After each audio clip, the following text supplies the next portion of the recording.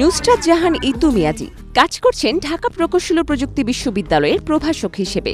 গত ১৯ মে আর্কিটেকচার বিভাগে নিয়োগ পান তিনি। এর পরপরই ঘটে বিপত্তি। তাকে নিয়োগ দেওয়ার পরই নিয়োগ বোর্ডই পড়েছে বেকায়দায়। বড়সড় জিজ্ঞাসা চিহ্ন যুক্ত হয়েছে খোদ নিয়োগ কর্মকর্তাদের বিবেচনা নিয়ে। এই আপত্তির কারণ অবশ্য কি সেটা জানানোর আগে ঢু মারতে হবে ডুয়েটের ওয়েবসাইটে। ওই প্রাতিষ্ঠানিক ব্যানারে প্রভাষক হিসেবে জলজল করছে ইতু মিয়াজির নাম, কিন্তু খুঁজে পাওয়া যাচ্ছে না তার প্রোফাইলটি। প্রয়োজনীয় কোনো তথ্যই দেয়া নেই সেখানে।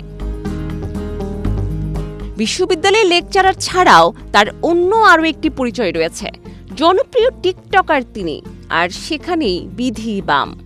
সামাজিক যোগাযোগ মাধ্যমে রীতিমতো নেচে গেয়ে ভিডিও আপলোড করে থাকেন এই শিক্ষিকা। কাজের মানের বিষয়ে প্রশ্ন থাকলেও জনপ্রিয়তা নিয়ে কারোরই দ্বিমত নেই, বরং সেটিই শনির দশা হয়েছে তার জীবনে। কোনো কোনো কন্টেন্ট তো লক্ষ লক্ষ নেটিজেনরাও দেখেছেন।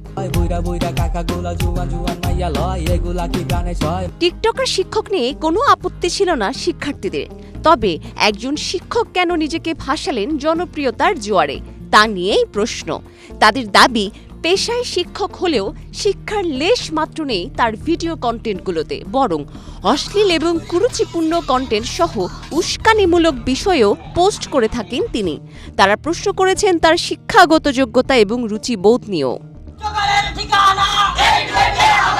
প্রতিবাদে প্রতিকার চেয়ে উত্তাল ছিল ক্যাম্পাস। পোস্টার, ব্যানার আর স্লোগানে মুখর ছিল বিশ্ববিদ্যালয় মিলনায়তন।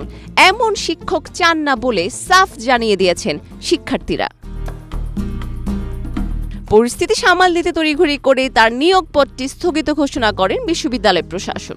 অভিযুক্ত শিক্ষিকাকে পাঠানো হয় বাধ্যতামূলক ছুটিতে। বিষয়টি তদন্তে গঠিত হয়েছে বিশেষ কমিটিও। এই বিষয়ে পিছিয়ে নেই নেটিজেনরা, ঝাঁপিয়ে পড়েছেন নিজেরাও।